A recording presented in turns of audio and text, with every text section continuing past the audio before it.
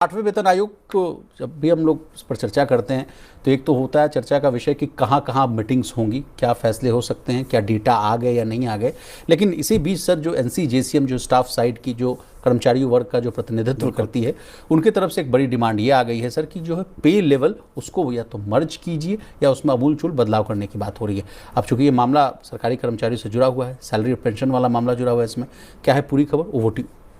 नहीं देखिए विशाल, जब से 8th पे कमीशन को लेके कामकाज शुरू हुआ, गठन हुआ और जो अलग अलग संगठन हैं उनसे मेमोरेंडम और उनकी बातें सुनी गई, तो तमाम जो संगठन थे उन्होंने अपनी मांगों में पहले ही इस बात को कहा था कि साहब जो पे स्ट्रक्चर है उसमें जो पे लेवल्स हैं उनको मर्ज किया जाना चाहिए, ताकि जो एक जैसे पद हैं, एक जैसे जिनका कामकाज है जिन कर्मचारियों का, उनके वेतन में जो असमानता है उसको दूर किया जा सके और जो कम सैलरी लेवल के कर्मचारी हैं उनको फ़ायदा हो, पदोन्नति से जुड़े मसले हैं तमाम, उन सबको दूर किया जा सके।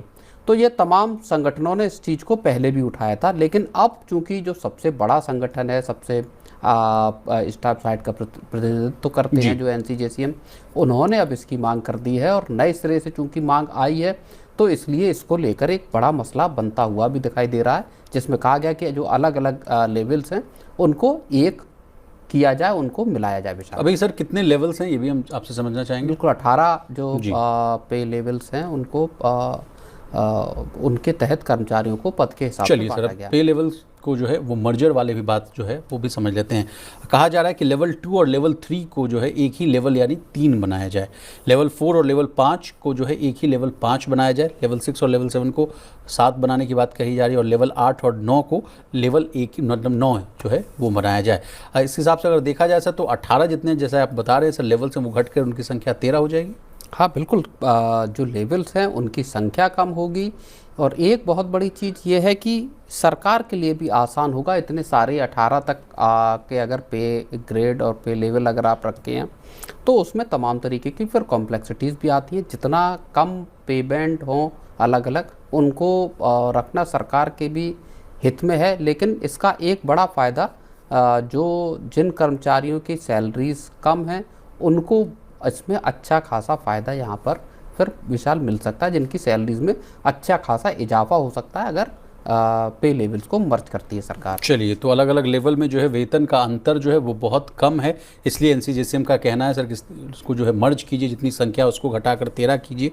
कई कर्मचारियों को जो है प्रमोशन मिलने के बाद भी बहुत कम वेतन जो है वो बढ़ता है। और एक पॉइंट मैं भी उठाना चाहूँगा सर, मैं तमाम जितने भी कर्मचारियों से बात करता हूँ या संगठनों से बात करता हूँ तो वो एक बात दोहराते रहते हैं कि शर्मा जी, जब भी मैंने नौकरी ज्वाइन की, जिस पद पर रहा, जिस पे बैंड पे रहा, उसी से जो है मैं रिटायर हो गया, कभी मेरी प्रमोशन नहीं हुई। तो ऐसे में दिक्कत आती है, तो शायद क्या उसमें ये दूर होगा सर, ये समस्या दूर हो पाएगी इस वजह से? नहीं, इसकी भी डिमांड की गई है और इसमें खास तौर पर ये कहा गया है कि जो ग्रुप सी वाले कर्मचारी हैं जो लेवल 5 पर हैं, वो लंबे वक्त से यहाँ पर ही इसी लेवल पर या लेवल 5 पर अटके हुए हैं, इनको जो है वो आगे मर्ज किया जाए और इनके प्रमोशन का रास्ता खोला जाए, क्योंकि इनको लंबे वक्त से प्रमोशन भी नहीं मिले हैं। तो प्रमोशन हो, सैलरी हाइक की बात हो, दोनों चीज़ों को नए सिरे से एनसीजेसीएम ने 8th पे कमीशन के सामने और सरकार के सामने यहाँ पर रखा है। विशाल, तो अगला सवाल मेरा आपसे ये रहेगा सर कि कर्मचारियों को क्या बेनिफिट होगा? मान लीजिए सरकार इनकी बातें मान लेती है तो उससे क्या फ़ायदा होगा कर्मचारियों को? कर्मचारियों को सीधे तौर पर जब निचले लेवल का जो पे लेवल है उसको उसके अगले लेवल के साथ मर्ज किया जाएगा तो डेफिनेटली सैलरी का जो अंतर है वो कम होगा और कर्मचारियों को जाहिर तौर पर ज़्यादा सैलरी मिलेगी। जी सर, कई कर्मचारियों को कहा जा रहा है कि सीधे जो है ऊंचे पे लेवल का लाभ मिलेगा, जैसा कि आपने बताया, और बेसिक सैलरी बढ़ जाएगी बॉस। बिल्कुल, सबसे बड़ा फ़ायदा ये हो सकता है। प्रमोशन का फ़ायदा जो है पहले से अधिक मिल सकता है, फटाफट शायद प्रमोशन हो जाए। भविष्य में मिलने वाली जो है डीए, एचआरए और पेंशन भी अधिक हो सकती है, क्योंकि ये सब जो है बेसिक पे पर ही आधारित होते हैं। तो अंतिम फ़ायदा जो है वो कर्मचारियों को भी मिलेगा। लेकिन बड़ा सवाल यही है सर कि सरकार, 8वां वेतन आयोग ये मानता है या नहीं मानता है, ये देखना होगा सर। नहीं, हाँ, ये बात अलग है कि 8th पे कमीशन के सामने चूँकि अब नई डिमांड रखी गई है, क्या वो इसको कंसीडर करते हैं या नहीं करते हैं। लेकिन तमाम चूँकि संगठन पहले से मांग कर चुके हैं और उसमें नई सिरे से अब एनसीजेसीएम भी आ गया है, तो मामले ने थोड़ा सा मैं ये मानता हूँ कि अब एक गंभीर जो शक्ल है वो अख्तियार की है कि एक सीरियस एफर्ट है जहाँ पे कि कर्मचारियों की वेतन को इस तरह से बढ़ाने की बात की गई। चलिए सर, अब दूसरी कहानी पर बढ़ते हैं कि एनसीजेसीएम की जो मांगे हैं, डिमांड्स हैं, उनको भी समझने की कोशिश करते हैं। सर, एक दौर था जब हम लोग पूरी तौर पर डिस्कशन ये कर रहे थे कि अब भूल जाइए वो 4 से ऊपर का फिटमेंट फैक्टर, 2.05 या 2.10 जो है बड़ा प्रैक्टिकल लग रहा है। इसके पीछे तर्क ये दिया जा रहा था कि एक कर्मचारी वर्ग जो है, कर्मचारी संगठन का एक वर्ग, वो कह रहे थे कि प्रैक्टिकलिटी की बात करें तो 2 के आसपास ही सरकार दे सकती है। लेकिन फिर से मांग ये उठ रही है कि नहीं, 3.833 तो जो है फिटमेंट फैक्टर हो ही हो, इसके कम हम लोग बातचीत नहीं करेंगे। और अगर ये होगा सर, तो फिर न्यूनतम बेसिक सैलरी कितनी होगी? नहीं, देखिए वो तो 69,000 को करने की बात है, और कोलकाता की जो बैठक, सबसे हालिया बैठक जो हुई है, उसमें भी तमाम जो कर्मचारियों के संगठन हैं या पेंशनर्स के जो संगठन हैं, उन्होंने इस बात की मांग की है कि साहब जो फिटमेंट फैक्टर है वो 3.833 को रखा जाए। तो नई तरह से, नए सिरे से डिमांड वही है कि कर्मचारी ज़्यादा से ज़्यादा फिटमेंट फैक्टर की यहाँ पर डिमांड कर रहे हैं बेचारे। इसके अलावा सर, सालाना इंक्रीमेंट जो है उसको लेकर कहा जा रहा है कि अभी कर्मचारियों को 3% जो है सालाना यानी वार्षिक जो है इंक्रीमेंट मिलता है।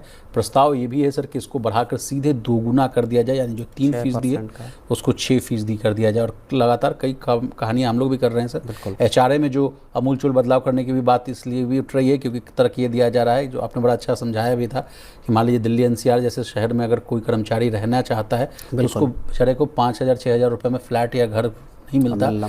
इसलिए एनसीजेसीएम ने भी ये सुझाव दिया है कि HRA में जो है बढ़ोतरी की जाए। कितनी बढ़ोतरी की जाए? X शहरों में जो है HRA 40%, Y में 35% और Z में 30% किया जाए। सहमत है सर HRA वाले मामले? जबकि नहीं, बिल्कुल होना चाहिए। जबकि अभी जो है हायर लिमिट है जो मेट्रो में वो 30% की है। तो देखिए, जो प्रैक्टिकल डिमांड हैं उनको वास्तव में सरकार को पूरा करना चाहिए। जब आप भत्ता दे रहे हैं, जिस मद में दे रहे हैं, मान लीजिए HRA के मद में दे रहे हैं, जब किराए में और उसमें ज़मीन आसमान का फ़र्क है। अगर आप छोटे कर्मचारियों को देखेंगे तो उनकी सैलरी के हिसाब से जो HRA बनता है वो बहुत नाकाफ़ी बनता है अगर आप बड़े शहर में कहीं रह रहे हैं। तो ये गैप्स दूर किए जाने चाहिए। जब पे कमीशन 10 साल में बनाया गया है एक बार, तो वहाँ पर इस तरह के भत्ते हो गए जो वास्तविकता में असर डालते हैं किसी व्यक्ति के सैलरी के और खर्चों के को लेकर। तो यहाँ मुझे लगता है कि HRA में सरकार को साफ तौर पर जो डिमांड आ रही है 40%, 35%, 30% की, उसको पूरा जरूर करना चाहिए। ये एक बड़ी राहत होगी।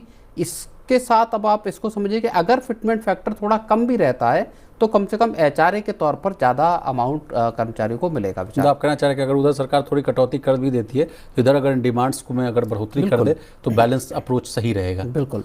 और सर चलिए 2 सवाल आपसे और भी पूछ लेते हैं। 8वें वेतन आयोग की मीटिंग का टाइमलाइन क्या कुछ आया सर? कहाँ आगे बैठक होगी? नहीं, अभी कोई अगला टाइमलाइन विशाल नहीं आया है 8th पे कमीशन की बैठकों को लेकर कि अब आगे क्या बैठकें होंगी या नहीं होंगी। क्या कंसल्टेशन की प्रोसेस अब दिल्ली में ही जो मुख्यालय है वहाँ होगी, या अब इसके बाद सीधा आयोग जो है वो रिपोर्ट बनाने का काम शुरू करेगा। उस 31 जुलाई तक का जो वक्त दिया गया है मिनिस्ट्री से डेटा को लेकर, उसके बाद से। तो डेटा भी आ रहा होगा सर, क्योंकि 11 दिन मात्र बचे हुए हैं। बिल्कुल, डेटा को मांगा तो गया है और डेडलाइन भी उसकी बढ़ाई गई है। जाहिर तौर पर जो मिनिस्ट्रीज़ हैं, डिपार्टमेंट हैं, उनको डेटा समयबद्ध तरीके से मुहैया कराना होगा।